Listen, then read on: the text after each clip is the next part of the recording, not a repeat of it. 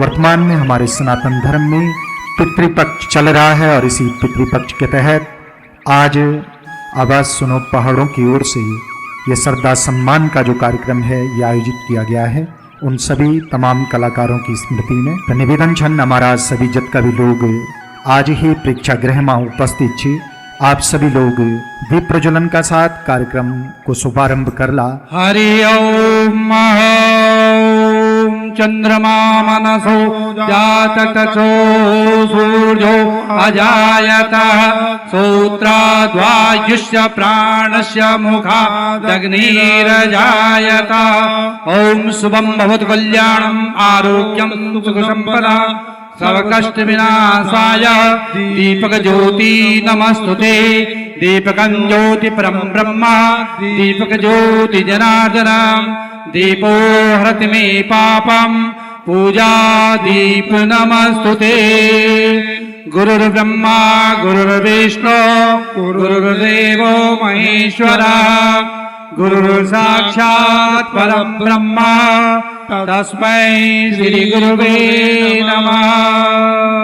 जैसा कि आप सभी जानते हैं कि जो दीप प्रज्वलन होता है वो भारतीय संस्कृति का एक महत्वपूर्ण अंग होता है। दीपक प्रकाश का प्रतीक है और जब हम दीप प्रज्वलित करते हैं तो हम ये प्रार्थना करते हैं कि अज्ञान को के अंधकार को मिटाकर हम ज्ञान का प्रकाश फैलाएं। माँ सरस्वती ज्ञान की देवी हैं और उन्हीं की कृपा से सच्चे मार्ग पर चलने की हमें प्रेरणा मिलती है।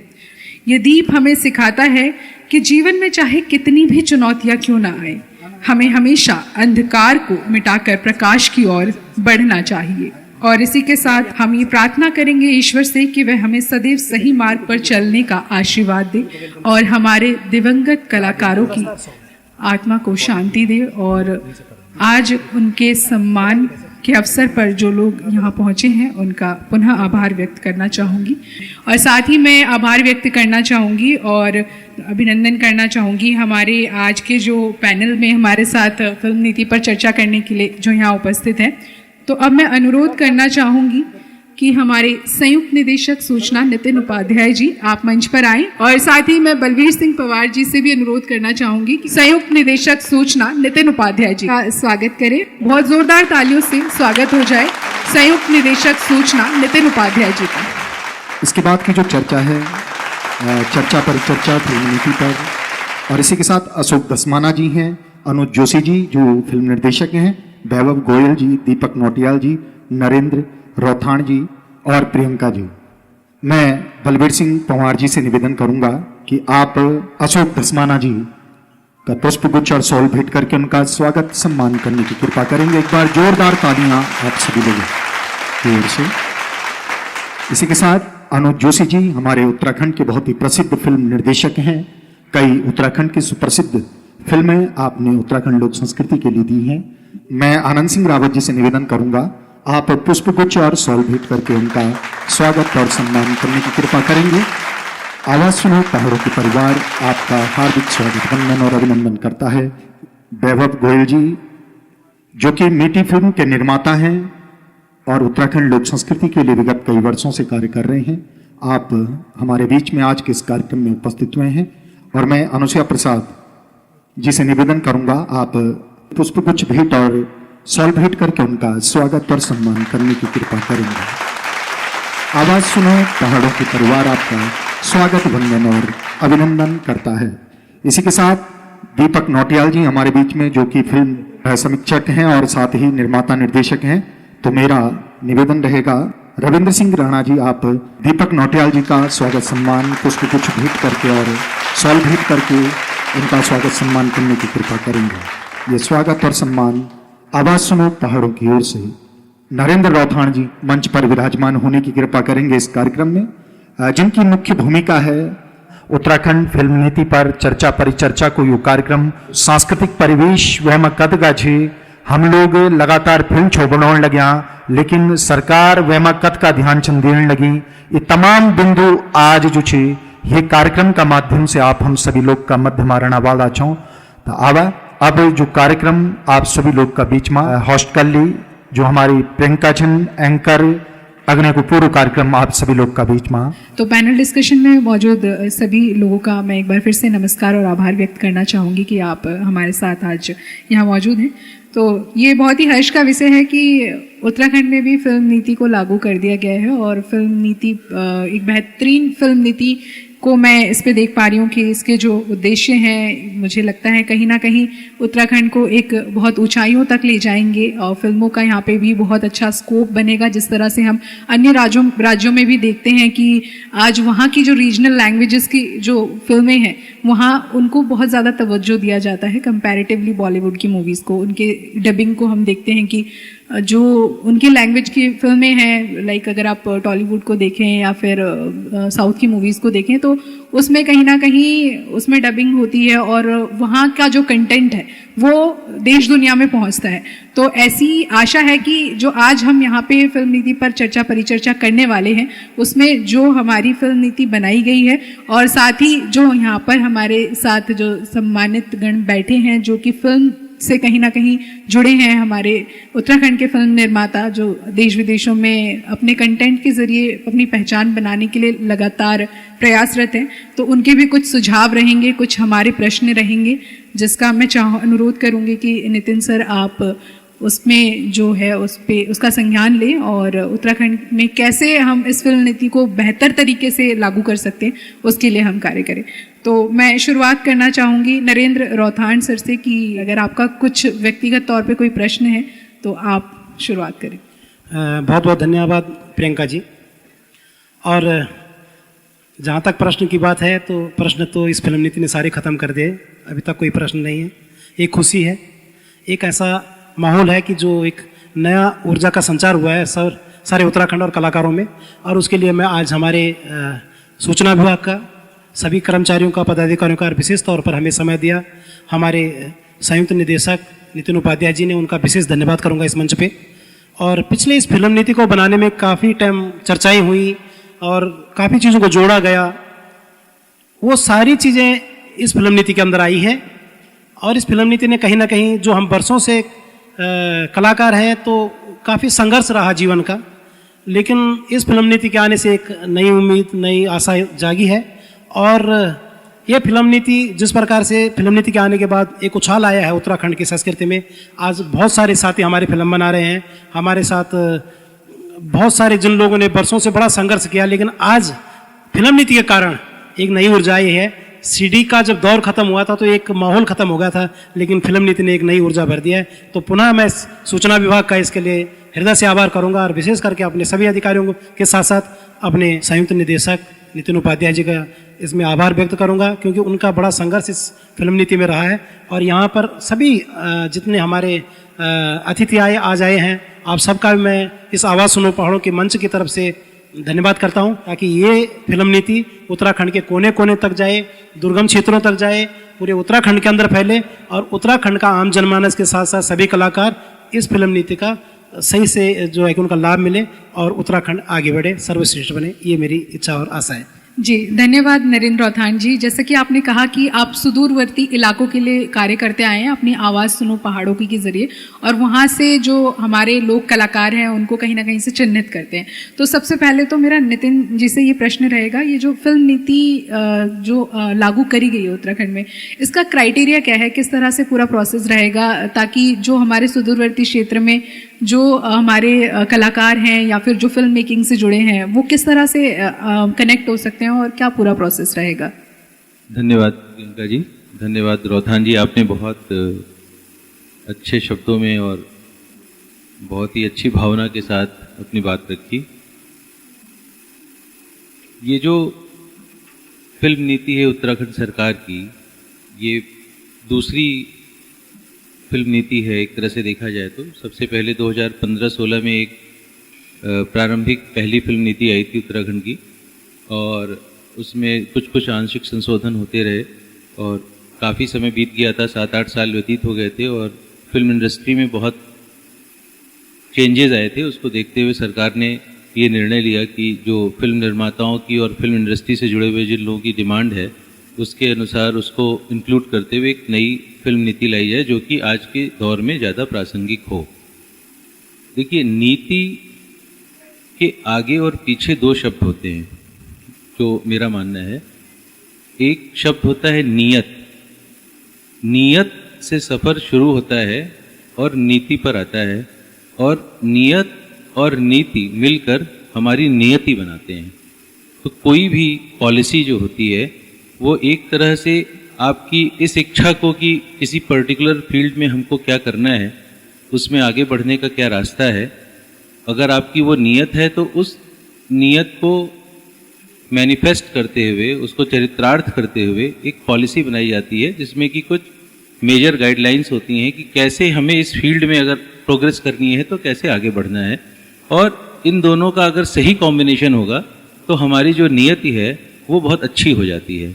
उत्तराखंड की फिल्म नीति मुख्य रूप से एक 360 डिग्री समीकरण वाली, एक दृष्टिकोण वाली फिल्म नीति है, जो सिर्फ फिल्म शूटिंग को बढ़ावा देने के उद्देश्य से तो बनाई ही गई है।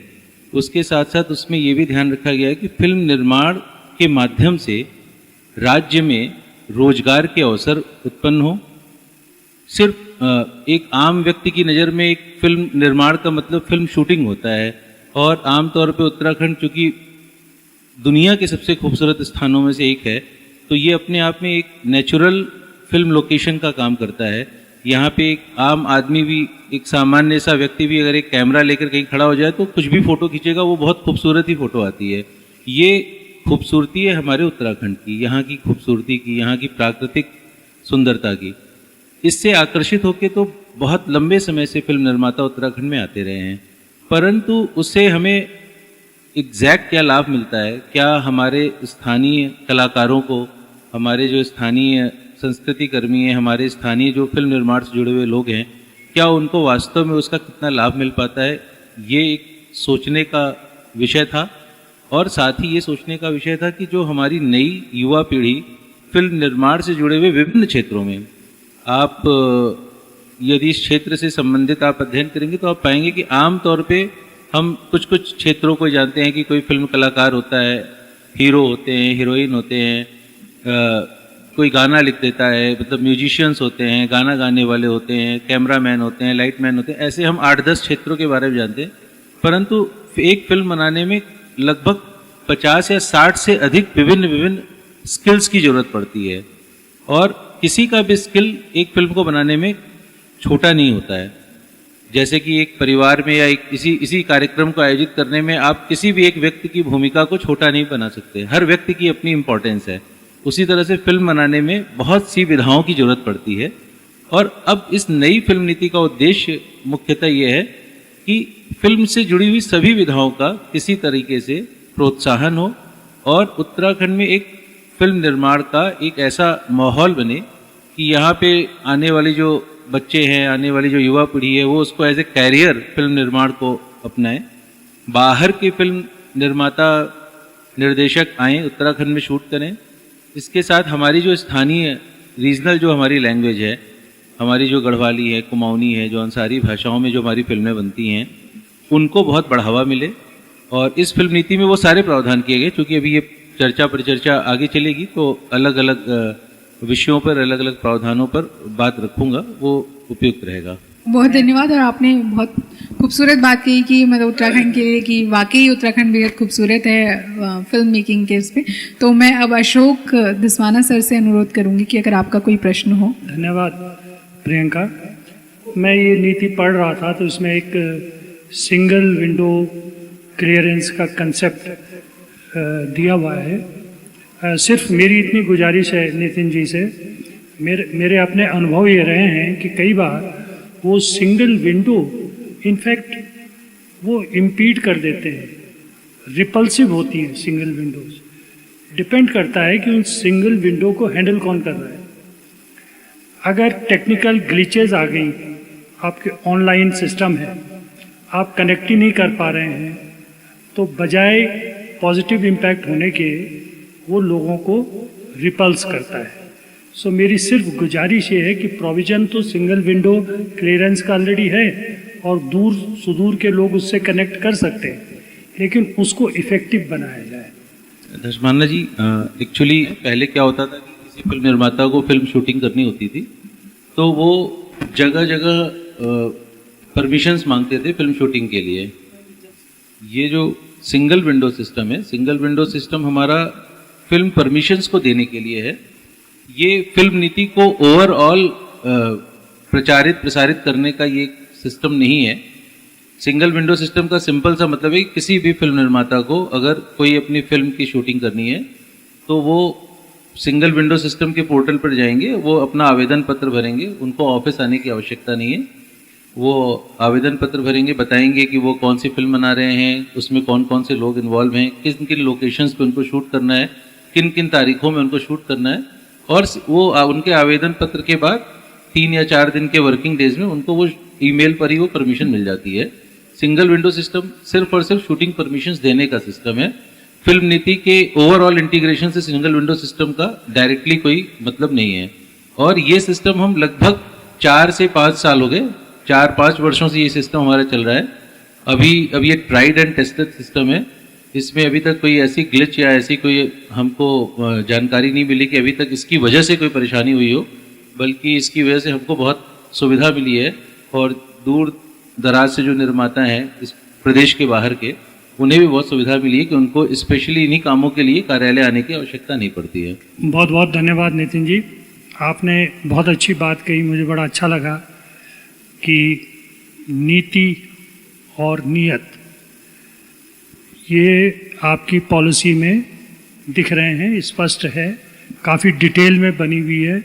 आर्थिक प्रोत्साहन भी हैं, स्किल डेवलपमेंट के प्रोग्राम हैं, और सभी चीज़ों पे आपने काफ़ी बारीकी से इस पे काम किया है। इसके लिए सबसे पहले तो आप बहुत बधाई के पात्र हैं, बहुत बहुत धन्यवाद। लेकिन नीति और नीयत के बाद उसको इम्प्लीमेंट करना, उसको जमीन पे धरातल पे उतारना, मेरे ख्याल से वो भी एक बहुत अहम मुद्दा है। और इसको किस तरीके से धरातल पे उतारेंगे, कम्युनिकेशन की क्या स्ट्रैटेजी होगी, इसकी इम्प्लीमेंटेशन के लिए क्या क्या एफर्ट कर रहे हैं, कृपया उस पर भी प्रकाश डालिएगा। क्योंकि ये नीति बनाने से पहले हमने स्टेक होल्डर्स के साथ काफ़ी विचार विमर्श किया था। हमने जो ड्राफ्ट पॉलिसी थी उसको स्टेक होल्डर्स के बीच में प्रसारित किया था और बहुत से लोगों के सुझाव आए थे। क्योंकि एक जो सबसे बड़ा प्रमाण होता है कि आपको एक्टिविटीज़ से पता चल जाता है कि ये फिल्म नीति आ गई है तो इसके बाद अब क्या क्या एक्टिविटीज़ हो रही हैं। और हमारा प्रदेश कोई बहुत बड़ा प्रदेश नहीं है, हमारे 13 जनपदों का प्रदेश है। हमारी जो फिल्म इंडस्ट्री है यहाँ पर वो धीरे धीरे इवॉल्व हो रही है, तो उसमें भी जो मेजर स्टेक होल्डर्स हैं सभी से हम लोगों की बातचीत होती रहती है। तो ऐसा मुझे नहीं लगता कि इस फिल्म नीति के बारे में जो स्टेक होल्डर्स हैं उनके अंदर किसी जानकारी का अभाव है। हाँ, किसी को किसी पर्टिकुलर क्लॉज को लेके, किसी पर्टिकुलर नियम को लेके कोई जिज्ञासा हो सकती है, तो हम लोग उपलब्ध रहते हैं, उनसे बात करते हैं। और ये भी इस कार्यक्रम में अगर हम आज बैठे हैं तो ये भी एक माध्यम है कि हम ऐसा भी नहीं है कि हमने ये मान लिया है कि अब ये नीति हर व्यक्ति तक पहुंच गई है और सबको इसकी जानकारी हो गई है, और जो इससे जुड़े हुए लोग हैं वो उनको इसके बारे में बता रहे हैं। थोड़ा सा मैं इसको एलोबरेट करके बोलना चाहूँगी कि जैसे हमारे जो लोग कलाकार हैं या फिर जो हिडन टैलेंट्स हैं, जो उत्तराखंड भले ही छोटा सा राज्य है लेकिन यहाँ पे बहुत सारा टैलेंट है, ये शायद आप भी मानते हैं। और आवाज़ सुनो पहाड़ों की जो मंच है उसके ज़रिए भी अगर आपने कभी ये प्रोग्राम देखा हो तो इसका मेन कंसेप्ट ही यही है कि ये सुदूरवर्ती ग्रामों से ऐसे ही टैलेंट को खोज कर लाते हैं। तो इसके लिए जानना चाहेंगे कि क्या इस तरह का भी कोई कैंपेन आप रन कर रहे हैं कि कैसे इसको खोजा जाए इन हिडन टैलेंट्स को? देखिए, किसी भी नीति के 2 पार्ट होते हैं। एक तो सरकार का जो प्रोत्साहन होता है, उसके साथ साथ जो पब्लिक का पार्टिसिपेशन होता है। तो मुझे लगता है कि हमने एक नीति बनाई है और हम उसके एक बेसिक फ्रेमवर्क हमने उसका एक बेसिक फ्रेमवर्क दिया है। हमारी जो नीति है वो प्रोत्साहित करती है फिल्म निर्माताओं को और विभिन्न संगठनों को आगे आने के लिए। अब वो संगठन या वो जो फिल्म निर्माता हैं या जो प्रोडक्शन हाउसेज हैं वो उस नीति का लाभ लेकर कैसे स्थानीय लोगों को, स्थानीय टैलेंट को, जैसे अब हमारी नीति में एक प्रावधान है कि आप 10 कलाकार उत्तराखंड के लेंगे, यानी 5 कलाकार और 5 क्रू मेंबर्स, तो आप जो उनको एग्जैक्ट पारिश्रमिक देंगे या ₹20 लाख तक, जो भी होगा सरकार उसको डायरेक्टली आपको सब्सिडी में पेमेंट करेगी। तो सरकार अगर स्थानीय कलाकारों का 20 लाख रुपए का खर्चा उठाने को तैयार है, तो इसका मतलब है कि सरकार ने तो जो स्थानीय निर्माता हैं उनको एक तरह से प्रोत्साहन दिया है कि आप जो भी फिल्में आप बना रहे हो, आप जिस तरह का निर्माण कर रहे हो, अगर आप उसमें स्थानीय कलाकारों को सम्मिलित करेंगे तो आपको जो है ये प्रोत्साहन मिलेगा। जो रीजनल फिल्म मेकर होता है उसके पास कॉन्सेप्ट तो होता है, कंटेंट होता है। देखिए पूरा खेल कंटेंट का है। जैसे भी आपने कहा कि साउथ की फिल्में डब होती हैं, लोग हिंदी में देखते हैं, तो आप एक्चुअली देखिए कोई भी फिल्म होगा, कोई भी कंटेंट होगा, आज के समय में कंटेंट का बहुत खेल है। सबके पास बहुत ऑप्शन है। आपके मोबाइल फोन में खाली आप रील देखना शुरू करिए तो 1 घंटे आपके निकल जाएंगे, आपको पता नहीं चलेगा। क्यों देखते हैं आप उतने रील्स? बिकॉज अलग अलग कंटेंट आते हैं। फेसबुक पे वीडियोस, यूट्यूब पर वीडियोस, इसके बाद OTT प्लेटफॉर्म्स पर इतना ढेर सारा कंटेंट है। तो एक लिमिट तक आप स्थानीय संस्कृति, स्थानीय बोली, स्थानीय भाषा की पैरोकारी कर सकते हैं। इमोशनल कंटेंट ला सकते हैं, इमोशनल अटैचमेंट हम ला सकते हैं कि नहीं ये तो हमारी संस्कृति की बात है, हम देखेंगे, ये हमारी भाषा में है, इसको हम देखेंगे। लेकिन नेचुरल है कि आपको नए टेक्नोलॉजी और नए क्या कहेंगे, नए कलेवर में फिल्म बनानी होगी, तो उसमें आपको खर्च भी ज़्यादा करना पड़ेगा। वो खर्च करने के लिए जो स्थानीय प्रोड्यूसर हैं वो हिम्मत बहुत नहीं जुटा पा रहे थे पहले, क्योंकि आपको ऑडियंस भी लाना है। और अभी उत्तराखंड सरकार ने क्या किया, जो 25 लाख रुपए तक की मैक्सिमम सब्सिडी थी उसको 8 गुना बढ़ा के 2 करोड़ तक कर दिया है। यानी अब आप एक प्रोड्यूसर के पास ये सुविधा है कि आप 4 करोड़ तक की फिल्में बनाइए। अभी जो हमारे यहाँ फिल्में बनती है नॉर्मली 50, 60 लाख, 70 लाख, 1 करोड़ तक की, 1 करोड़ भी अभी तक तो मैंने नहीं देखी कोई फिल्म। अब नई पॉलिसी में लोग ज्यादा पैसा खर्च करके फिल्में बनाकर आएंगे तो पता चलेगा। तो अभी सरकार का जो प्रयास है वो ये है कि आपको वित्तीय प्रोत्साहन दे रहे हैं, लेकिन करना तो पड़ेगा फिल्म इंडस्ट्री के लोगों को, आगे आना होगा फिल्म इंडस्ट्री के लोगों को। सरकार छोटी छोटी कदमों के साथ उनको प्रोत्साहित कर सकती है, लेकिन ये जो रियल टैलेंट खोजने का काम वो तो हमारे जो स्थानीय फिल्म निर्माता हैं उनको करना होगा। जी, बाकी इस पर मैं अनुज जोशी सर का भी जानना चाहूँगी कि जो सर ने सब्सिडी की बात कही, तो मैं आपसे जानना चाहूँगी कि आप इस पर क्या कहेंगे। प्रियंका, सबसे पहले तो फिल्म पॉलिसी से रिलेटेड बोलूँगा कि उसके ना 2 पक्ष हैं।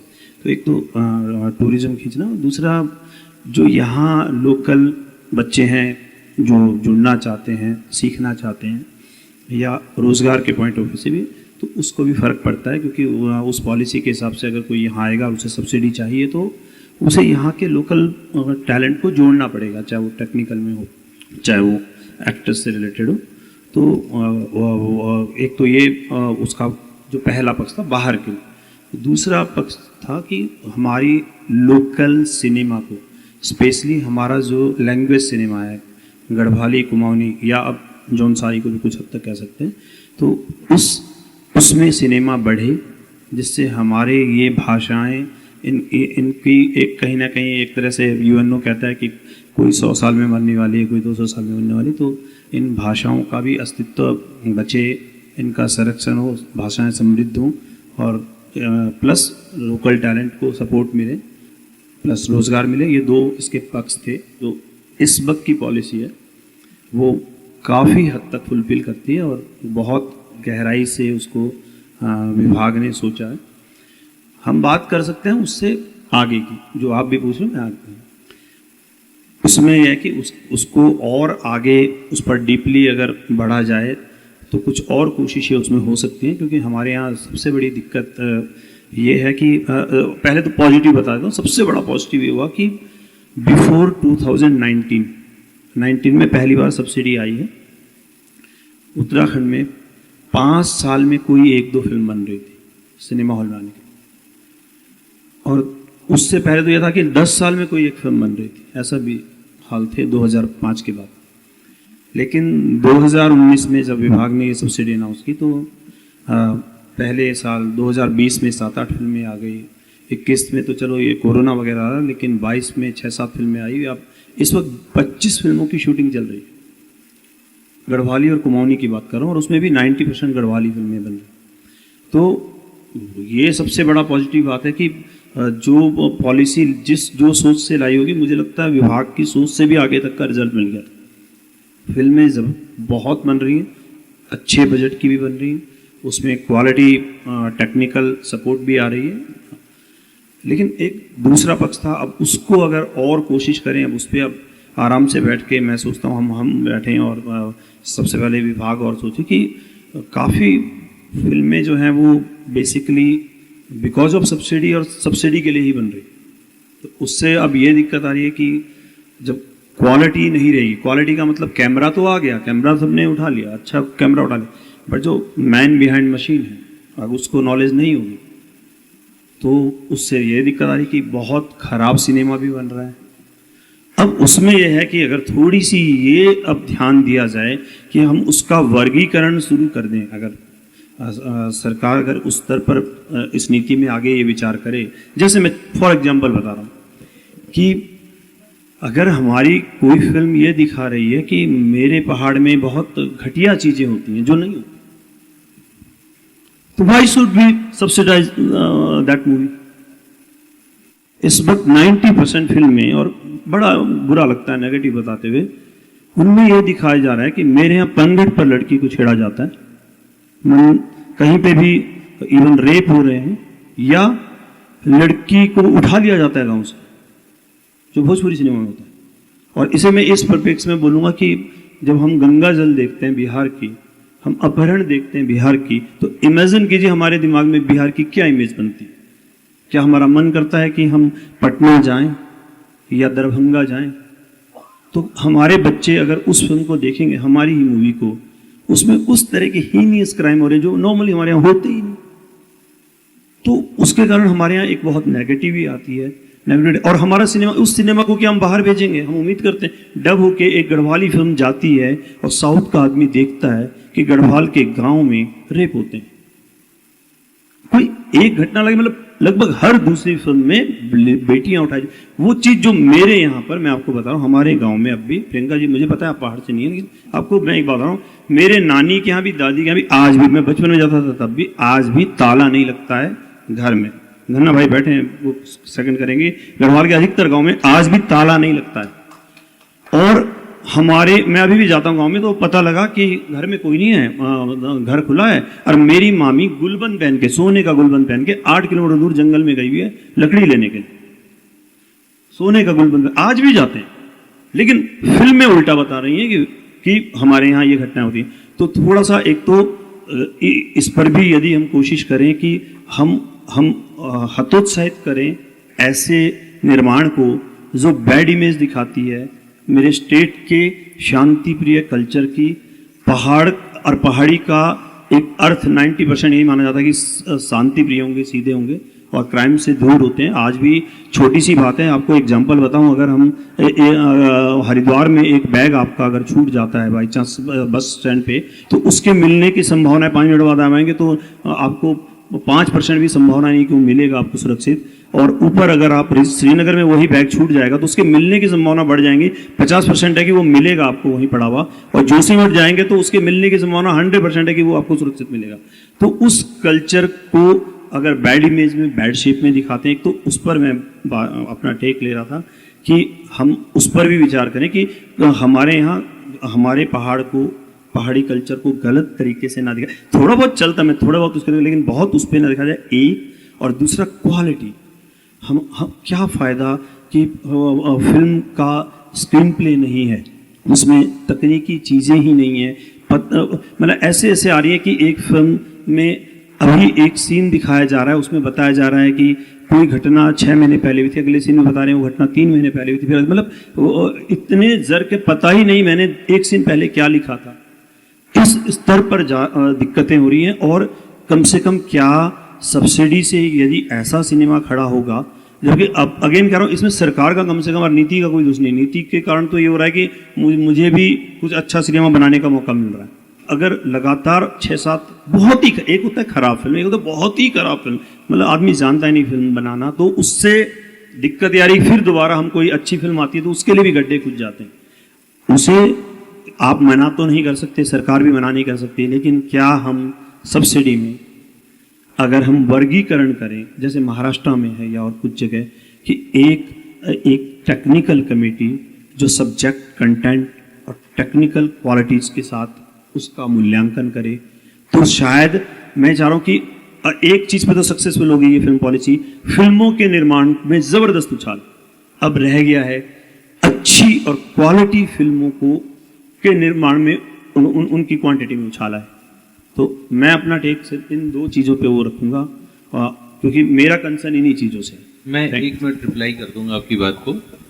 जोशी जी, अभी जो हमारी नई पॉलिसी आई है, अभी तो पहली बात तो इस पॉलिसी में अभी तक एक सिंगल फिल्म भी सब्सिडी के लिए अप्लाई नहीं किया उसने। तो आप निश्चिंत रहिए कि जब फिल्में सब्सिडी के लिए अप्लाई करेंगी तो उनको बहुत ही कसौटी पे कसा जाएगा।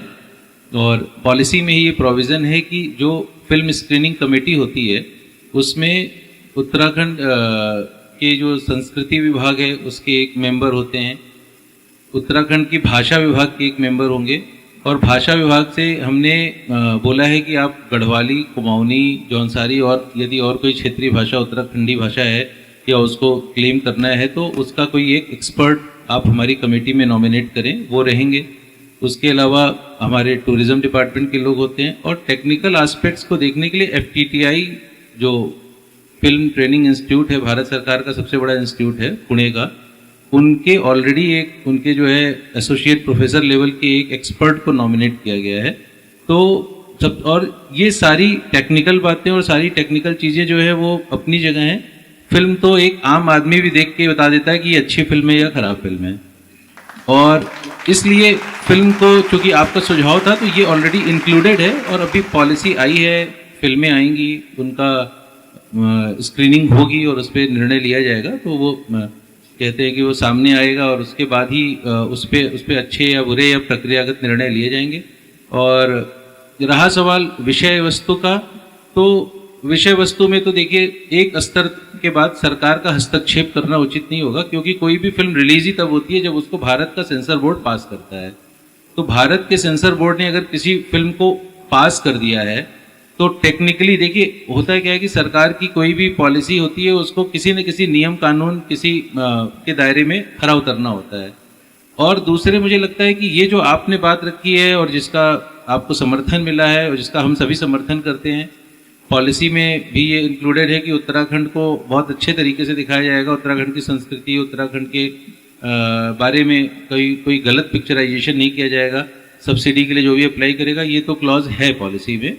लेकिन इसके साथ साथ मेरा ये भी मानना है कि जो विषय वस्तु है, विषय वस्तु में सरकार का हस्तक्षेप नहीं होना चाहिए। आपकी जो क्रिएटिव फ्रीडम है वो आपको डिसाइड करनी चाहिए एज ए फिल्म मेकर। आपका मतलब पर्सनली आप तो है ही हैं, आपकी जो फ्रेटर्निटी है, फिल्म फ्रेटर्निटी है, उसको क्रिएटिव फ्रीडम कभी भी मतलब मैं एक बहुत निष्पक्ष तरीके से बोल रहा हूँ और मैं बहुत जिम्मेदारी से कर रहा हूँ कि कभी भी आप किसी कमेटी और किसी स्क्रीनिंग कमेटी के ऊपर अगर आप सब्जेक्ट मैटर की चॉइस छोड़ेंगे तो वो आपकी क्रिएटिव फ्रीडम के लिए थोड़ा सा नुकसानदायक होगा। तो क्रिएटिव फ्रीडम को आप अपना सेल्फ इवॉल्व करिए और आप सारे लोग अपनी फ्रेटर्निटी में एक स्तर इसका ऊंचा करिए कि हमें क्या चीज़ें करनी है, क्या चीज़ें नहीं करनी है। मैं इतना ही बोलूँगा, इससे ज़्यादा मेरा इस पर टिप्पणी करना उचित नहीं है। जी, बहुत धन्यवाद सर, आपने बहुत बेहतरीन तरीके से सर के प्रश्नों का उत्तर दिया। तो मैं अब नरेंद्र रौथान सर से, अगर आपका कुछ व्यक्तिगत तौर पे कोई प्रश्न है। मेरा ये मानना है कि मैं सक्षम नहीं हूँ, लेकिन सरकार मुझे घर बनाने के लिए लोन दे रही है, और उस घर को क्योंकि मुझे घर अपने लिए बनाना है, तो मुझे घर कैसे बनाना है जो लंबा चले, उसमें क्या क्या सुविधाएं हों, क्या क्या ये चीज़ें, जो आज का जो विषय है। क्योंकि फिल्म नीति में जो अभी आपने 2-3 सवाल करे, इसके लिए फिल्म समीक्षा करेंगे। और जो ये बातें आई हैं, क्योंकि मैं जिस उद्देश्य से सोच रहा था, और जो कि उत्तराखंड के कलाकारों को रोजगार की बात थी, उनको जोड़ने की बात थी। अभी सूचना विभाग जो है कि एक रजिस्ट्रेशन के लिए उन्होंने एक साइट खोली है, उस पर अपने जो आप काम करते हैं उस पर अपने आप को रजिस्टर करें। तो बहुत सारी काम है उस पर। खाली फिल्म नीति फिल्म बनाने से और फिल्म देखने से नहीं है, बल्कि छोटी छोटी टेक्निकें जो हैं वो हर किसी के लिए कोई भी कर सकता है। ये बहुत बड़ी बात थी। इस फिल्म के अंदर जो खूबसूरती है वो ये है कि अगर कोई बाहर का भी अगर फिल्म बनाता है और 75% उसमें उत्तराखंड के कलाकार काम करते हैं तो उसको अलग से प्रोत्साहन है, यानी कि रोजगार की तरफ जोड़ दिया गया है। और लोगों तक जो बात पहुंचाने की बात यह है कि हमें फिल्म बनाने के लिए क्या योजना मिल रही है, किस तरीके से हम फिल्म बना रहे हैं, किस तरीके से हम उस पर अपना रोजगार बढ़ा सकते हैं, किस तरीके से हम इन सब चीज़ को देख रहे हैं। और जो समीक्षा का विषय है वो दूसरा है।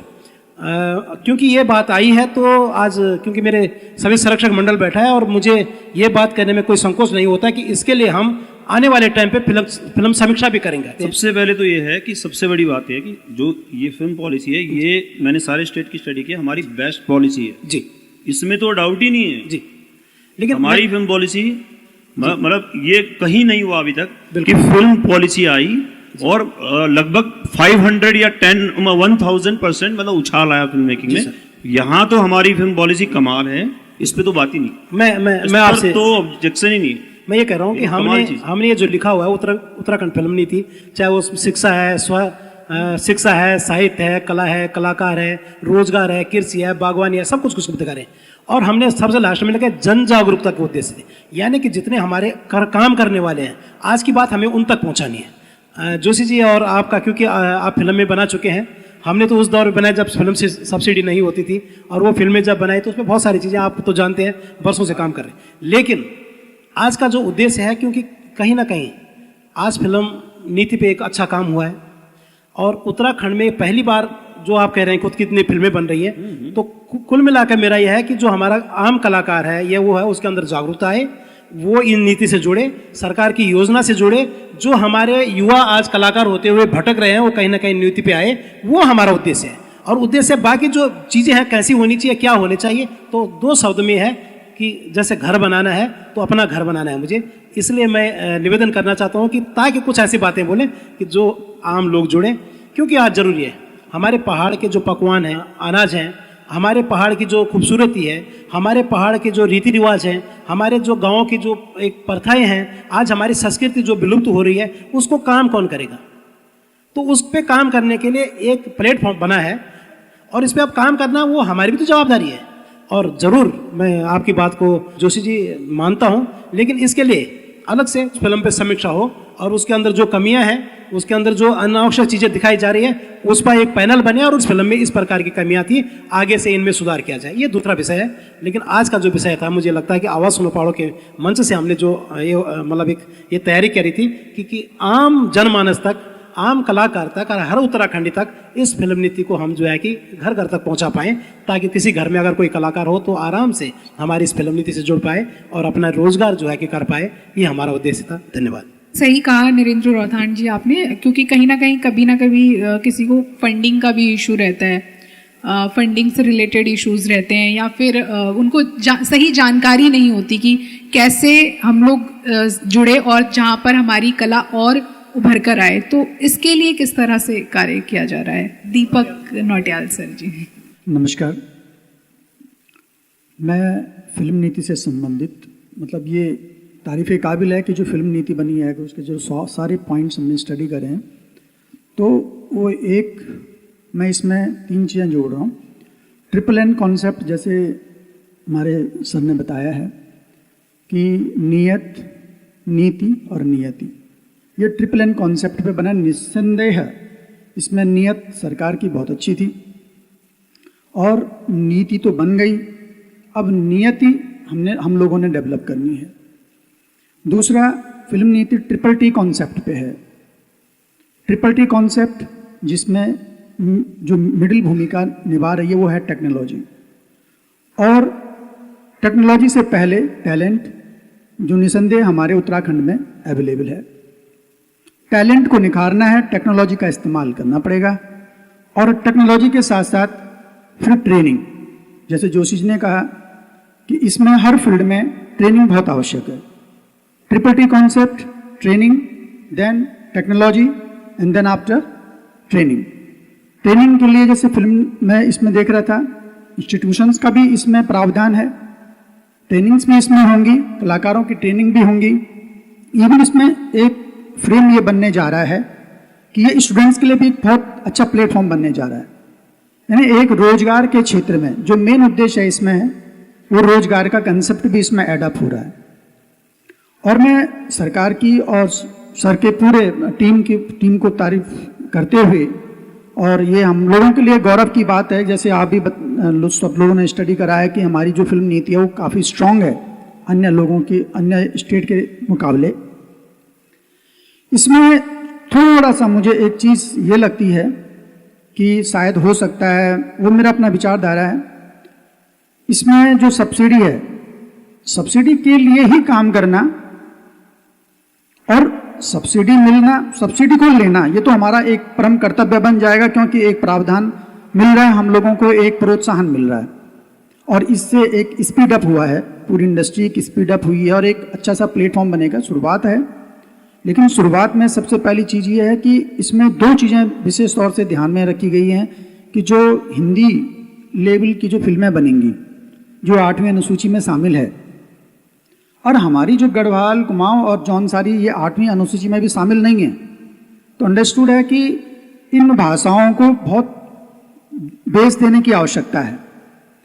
और हिंदी के लिए, हिंदी को ध्यान में रखते हुए, जैसे 30% सब्सिडी है तो हमारे लिए तो कम से कम 50% सब्सिडी है। इसलिए है कि हम अपनी भाषाओं को एक प्रबल बनाना चाहते हैं। और दूसरी चीज़, इसमें एक चीज़ थोड़ा सा खलती है कि जब हम मार्केटिंग पे आते हैं, मार्केटिंग कॉन्सेप्ट पे आते हैं, तो हमारी जो चीज़ें होती हैं वो मार्केटिंग की वजह से पीछे होती हैं। निसंदेह वो वाला कॉन्सेप्ट उनके लिए ठीक है कि उनको 30% सब्सिडी मिल रही है, उनमें उसमें मार्केटिंग इंक्लूडेड नहीं है। लेकिन मुझे कहीं ना कहीं ये लैकिंग लगता है कि हमारे गढ़वाल के लिए, हमारे कुमाऊं के लिए, हमारे जौनसार क्षेत्र के लिए मार्केटिंग भी सब्सिडी के इंटायर टच में आ जाना चाहिए था इसमें, क्योंकि मार्केटिंग ही हम लोग, हमारे बच्चे सीखेंगे, मार्केटिंग से हमारा फ्लो बनेगा, मार्केटिंग के माध्यम से ही हमारा जो घर में बैठा हुआ बंदा है, घर में बैठा हुआ जो व्यक्ति है, वो फिल्म हॉल तक पहुंचेगा। आज सबके हाथ में मोबाइल है, बहुत तटस्थ इन्वायरमेंट है, इस समय बोलना बहुत आसान है, उस बंदे को फिल्म हॉल तक लाना एक बहुत बड़ा चैलेंज है। अब मार्केटिंग एक ऐसा इफेक्ट है, ऐसा कॉन्सेप्ट है कि अगर वही मार्केटिंग टीवी में, चैनल्स में, न्यूज़ में ये सब चीज़ें आती रहती हैं, तो इसके आ जाने से लगातार स्ट्राइकिंग होती है माइंड में। पति पत्नी बच्चों के साथ में बैठे हैं, उनको लगता है कि यार आजकल 3-4 दिन की फुर्सत है, क्या करें, उनको सूझता ही नहीं है। लेकिन मार्केटिंग है, जब वो लगातार उस चीज़ को देखते हैं तो उनको लग जाता है कि यार आज ऐसा करते हैं, फिल्म देखने चलते हैं, वो ऐड आ रहा है। अब हम ऐड को इसमें एडअप नहीं कर पा रहे हैं, हमने इसको सब्सिडी से बाहर रखा है मार्केटिंग को। तो थोड़ा मेरे मन में एक सवाल था ये, इसलिए मैं इस चीज़ को लाया हूँ। अभी जैसे गोयल साहब ने यहाँ पे एक मीठी फिल्म का डेवलपमेंट किया, और हम वास्तव में देखो, हमें किसी भी, हम हर फिल्म को उस लेवल से हमें भी पता है कि हम ज़बरदस्ती ऐसी चीज़ें करने की कोशिश कर रहे हैं जो हमारी नेशनल फिल्म है उनका नकल करते हुए कोशिश कर रहे हैं, मतलब सीखने की कोशिश हर आदमी कर रहा है। अब अगर इसमें ट्रेनिंग इंस्टीट्यूट बन जाएं, ट्रेनिंग्स हो जाएं, तो सब कुछ ठीक होगा। निसंदेह जो ये फ्रेम बना है, पॉलिसी बहुत ज़बरदस्त बनी है, और इसमें जो छोटी छोटी चीज़ें हैं वो निकल के आएंगी आगे। रिवर्स प्लान का एक कंसेप्ट बन के मतलब ये फिल्म का अटैचमेंट बन पाएंगी ये चीज़ें। मेरा यही था, धन्यवाद। दीपक जी, बहुत ही सुंदर प्रश्न और बहुत अच्छा मतलब कंसेप्ट आपने जो बताया कि मार्केटिंग पर इस पर काम होना चाहिए, तो इसके लिए कैसे किया जा रहा है? एक ये नीतिगत निर्णय है, क्योंकि मार्केटिंग एक ऐसी चीज़ है कि जब आपका सुझाव है तो उस पर स्टडी किया जाएगा आने वाले समय में।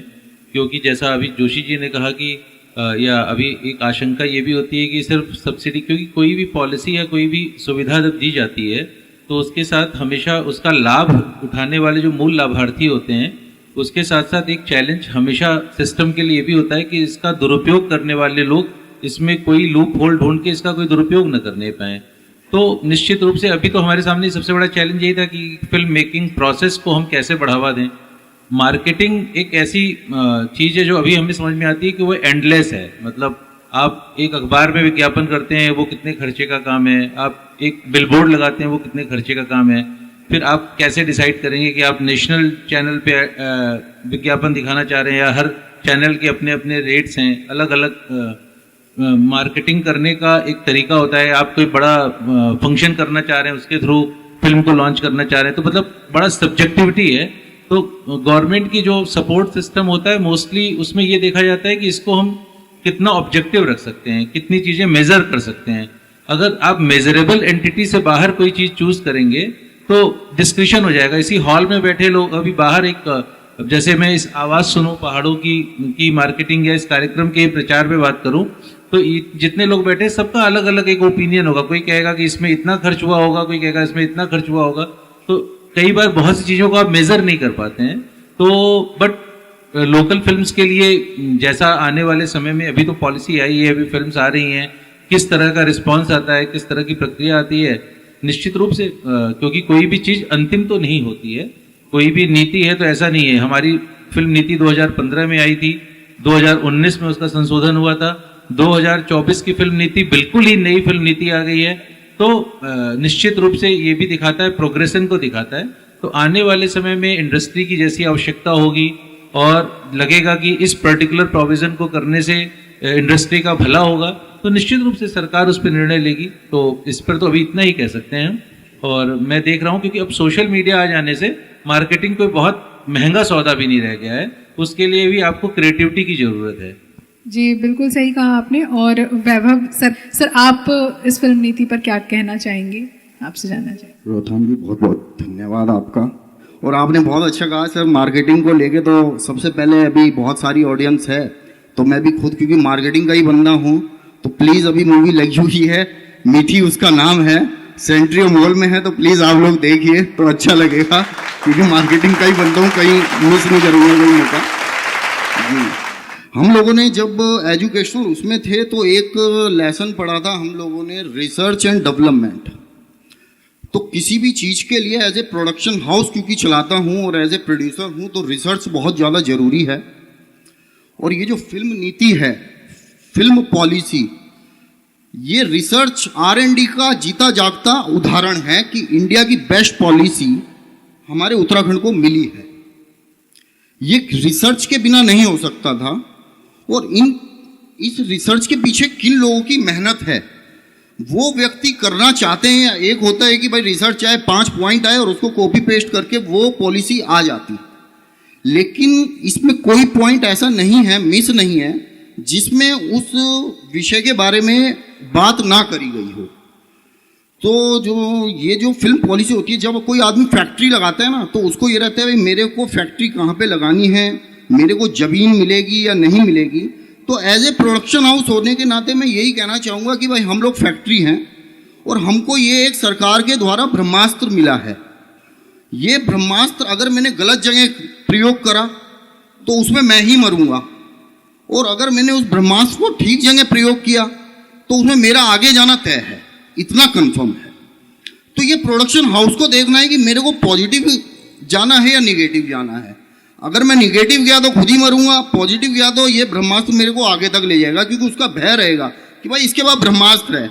लेकिन अगर मैंने उस शक्ति का गलत प्रयोग करा तो वो है। जब हम लोगों को, अब रही बात कंटेंट की, हम लोगों को एज ए प्रोडक्शन हाउस ये देखना है, जब एक स्क्रिप्ट राइटर हम लोगों के पास स्क्रिप्ट लेके आता है तो ये देखने की बड़ी जरूरी है कि वो स्क्रिप्ट किस लेवल की है। तो वहीं से हम लोगों की एक जिम्मेदारी तय हो जाती है कि भाई इसकी स्क्रिप्ट पर काम करना है या नहीं करना है। और मैं इन फ्यूचर के लिए, क्योंकि फिल्म नीति पे ही बात है, इसको केवल कमर्शियलाइज करना है इस फील्ड को उत्तराखंड में हम लोगों को। जिस दिन ये फील्ड कमर्शियलाइज उत्तराखंड में होने लगे, मैं उस पर नहीं जाऊंगा कि ये रीजनल है या क्या है। उत्तराखंड की जो फिल्म है, फिल्म की कोई लैंग्वेज नहीं है, फिल्म है। आप उसको कैटेगराइज कर लो, अगर आप उसको हिंदी फॉन्ट में डाल दीजिए वो इंडिया लेवल पे जानी शुरू हो जाएगी, लेकिन उसका मूलतः क्या विषय वस्तु है, क्या है, वो फिल्म है। आप उसको किसी चीज में बाउंड मत करिए कि भाई ये बाउंड, क्योंकि वहीं पे फिल्म मेकर का दिमाग चलना बंद हो जाएगा। अगर मैं बोलूं केवल इस कमरे के बारे में सोचना है तो मैंने उसको बांध दिया कि भाई वो केवल यहाँ चेयर्स देखेगा, स्पीकर देखेगा, कलर देखेगा, लाइट्स देखेगा। मैंने बोल दिया तेरे को घंटा घर तक सोचना है, तो उसका माइंड वहां तक चलने लग जाएगा कि यार मेरे पास घंटा घर तक सोचने की लिमिटेशंस हैं। तो एक production house as a film maker, आप उसको कितना बाउंड कर रहे हैं और उसको कितना खोलना चाह रहे हैं, ये डिपेंड हमारे ऊपर है।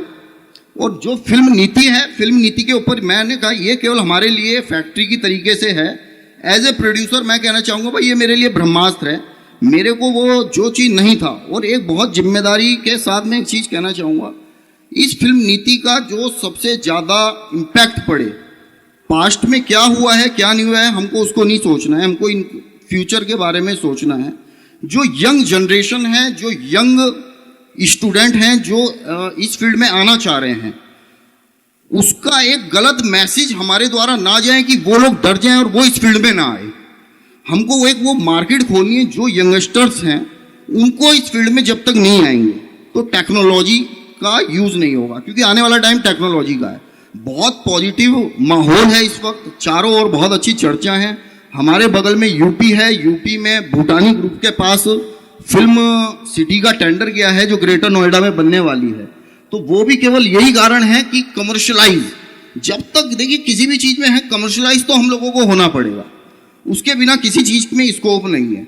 तो मैं तो एज ए प्रोडक्शन हाउस होने के नाते यही बोलना चाहूँगा कि इंडिया की बेस्ट फिल्म पॉलिसी है, ब्रह्मास्त्र है, इसका यूटिलाइज हमको पॉजिटिव करना है, निगेटिव करना है, वो प्रोडक्शन हाउस होने के नाते वो हमारे पे डिपेंड करता है।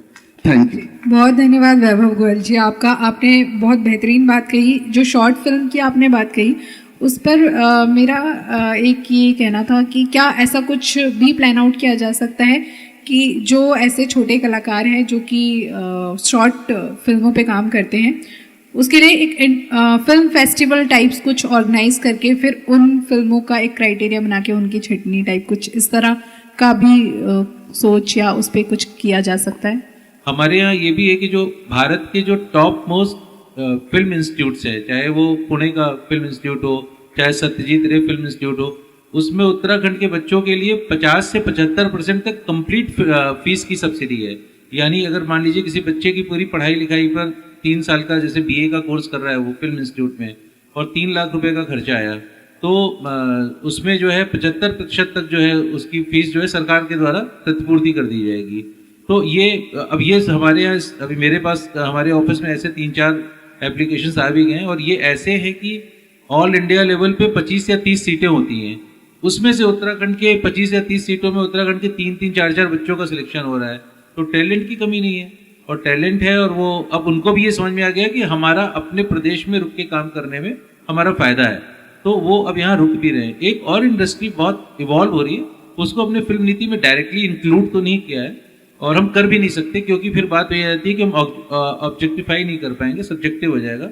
यूट्यूब के बहुत वीडियोस बन रहे हैं और वो उनका एक अलग लेवल है, और वो आपको ऐसे लगेगा कि वो कुछ गाने हैं, यूट्यूब वीडियोस हैं, लेकिन वो आने वाले समय में आपको एक बहुत बड़ा टैलेंट पूल देके जाएंगे।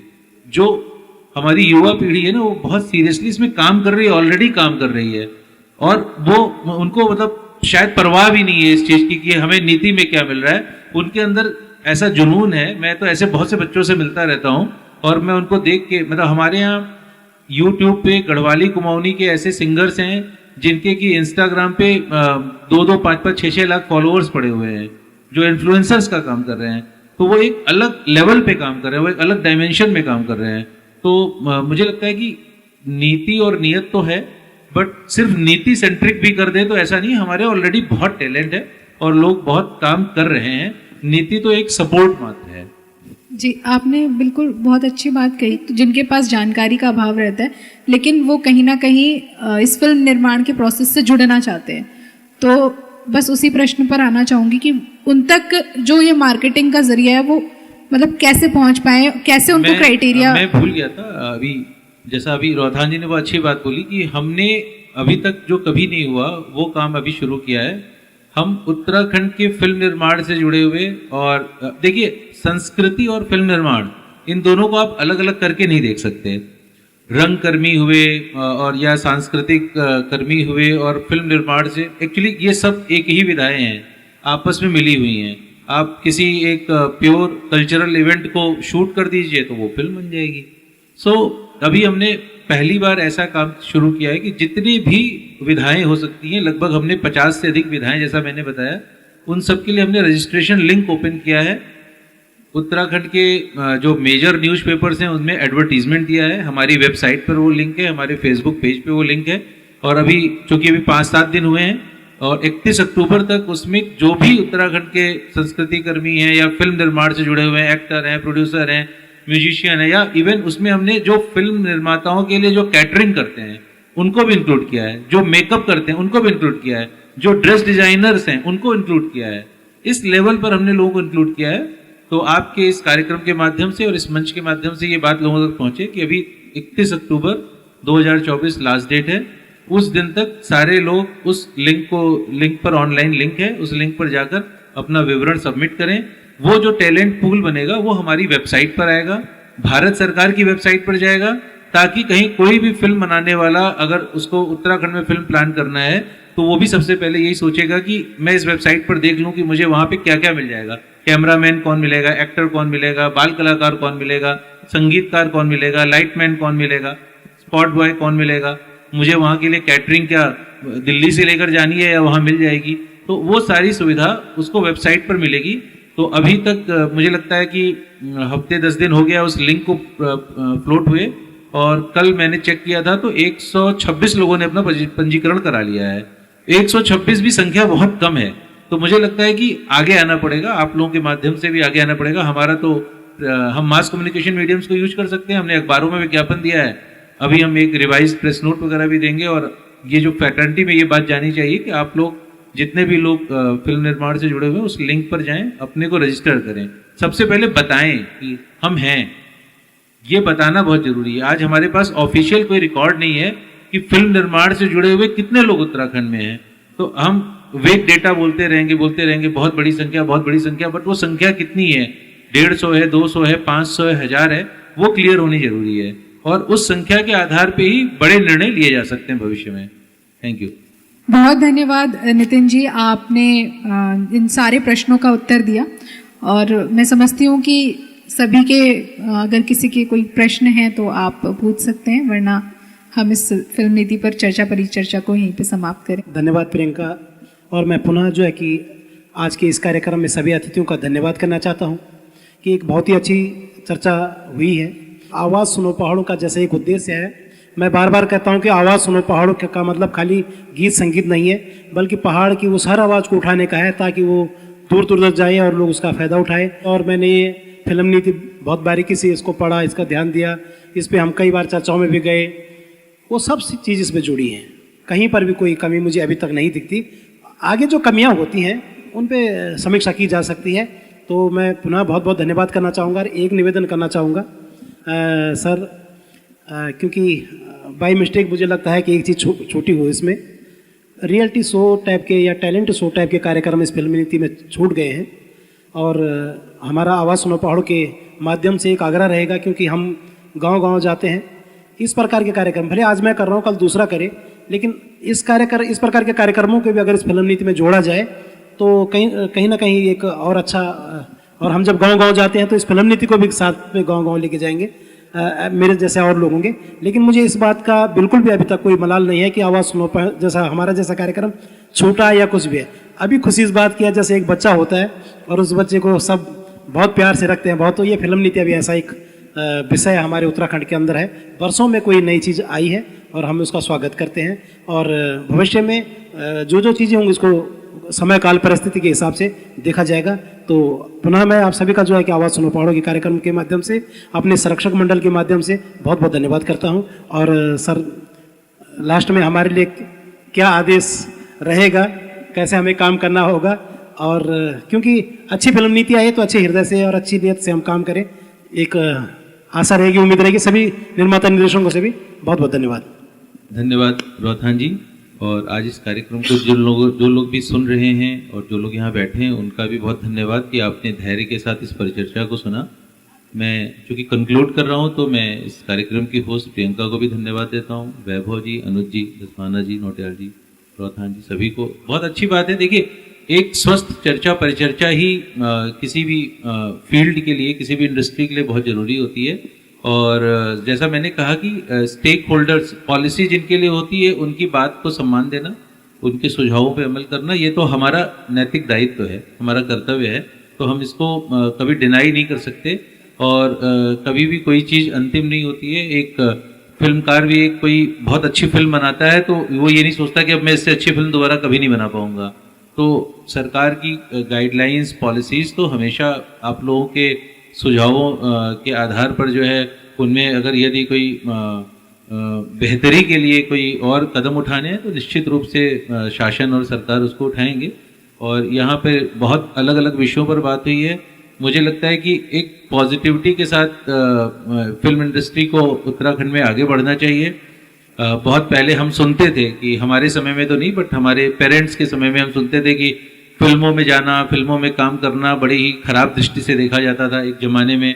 और लेकिन हम चाहते हैं कि अब वो सेलिब्रिटी स्टेटस आ गया है और अब हम चाहते हैं कि अब हमारे उत्तराखंड में एक ऐसा कल्चर बने कि अगर कोई बच्चा हाई स्कूल इंटर करने के बाद बोले कि वो फिल्म निर्माण के क्षेत्र में उसको आगे बढ़ना है, उसको फिल्म निर्माण के क्षेत्र में अपना करियर बनाना है, तो उनके पेरेंट्स को कोई प्रॉब्लम ना हो। उनके पेरेंट्स को ये लगे कि नहीं नहीं बहुत अच्छा जो है रोजगार का अवसर है इसमें इसका फ्यूचर बहुत अच्छा है और उनको कॉन्फिडेंस हो। उस लेवल तक हमारे यहाँ का जो इंडस्ट्री है, हमारे यहाँ का जो रोजगार है वो फिल्म निर्माण से जुड़े। वो दिन आ जाए कि जब आपके यहाँ छोटे से छोटा जनरल स्टोर वाला भी फिल्म निर्माण से जुड़ी हुई कोई सामग्री अपने यहाँ ये रखे, ये सोच के रखे कि अरे यहाँ तो फिल्में बहुत बनती हैं, लोग इस सामान को ढूंढने बहुत आते हैं हमारे यहाँ, ये सामान हमारे यहाँ मिलना चाहिए। तो वो एक्चुअली वो दिन होगा कि जब हम वास्तव में कह पाएंगे कि हम एक फिल्म इंडस्ट्री स्टेट के रूप में इवॉल्व हो चुके हैं। और इसके लिए सभी को आगे आना पड़ेगा, हर स्टेक होल्डर्स को, सरकार के साथ साथ फिल्म निर्माताओं को। और हमें इसकी पॉजिटिविटी पर ध्यान देना होगा, अच्छी चीज़ों पर ध्यान देना होगा और कोई इसका कोई गलत उपयोग न कर ले, इसका ध्यान तो सरकार तो देगी ही, आप भी दीजिए। आपके अपनी फ्रेटर्निटी में ये हो कि भाई हमें एक पॉजिटिविटी के साथ इस फिल्म नीति का उपयोग करना है, हमें इसको किसी गलत हाथों में नहीं पड़ने देना है। इन्हीं शब्दों के साथ मैं धन्यवाद देता हूँ आपका। जी बहुत धन्यवाद नितिन जी। और आज हमारे साथ इस फिल्म नीति पर चर्चा परिचर्चा पे वैभव गोयल जी रहे, आपका भी बहुत धन्यवाद। अनुज जोशी सर का बहुत धन्यवाद, अशोक धस्माना सर, दीपक नौटियाल सर और इस जो कार्यक्रम के आयोजन करता है आवाज़ सुनो पहाड़ों की के संयोजक और निर्माता निर्देशक हमारे नरेंद्र रौथान जी, आपका भी बहुत धन्यवाद। और निश्चित रूप से उत्तराखंड की जो ये फिल्म नीति है ये बहुत सराहनीय पहल है और हम बहुत ज़्यादा ऊंचाइयों को छुएंगे और हमारे उत्तराखंड में जो बनी फिल्में हैं वो देश विदेश तक जाएगी, ऐसी हमारी सोच है। और इसी के साथ ही हम इस कार्यक्रम को यहीं संपन्न करते हैं, फिल्म नीति पर चर्चा परिचर्चा को। तो धन्यवाद आप सभी का इस फिल्म नीति चर्चा परिचर्चा में जुड़ने के लिए, बहुत बहुत धन्यवाद। एक लक्ष्य है अपना एक ही सपना, एक लक्ष्य है अपना एक ही सपना, सर्वश्रेष्ठ बने उत्तराखंड अपना, सर्वश्रेष्ठ बने उत्तराखंड अपना। एक लक्ष्य है अपना एक ही सपना, सर्वश्रेष्ठ बने उत्तराखंड अपना, सर्वश्रेष्ठ बने उत्तराखंड अपना। हमर पहाड़ हमर पहाड़ हमर पहाड़ उत्तराखंड, हमर पहाड़ उत्तराखंड। आवाज सुनो पहाड़ों की।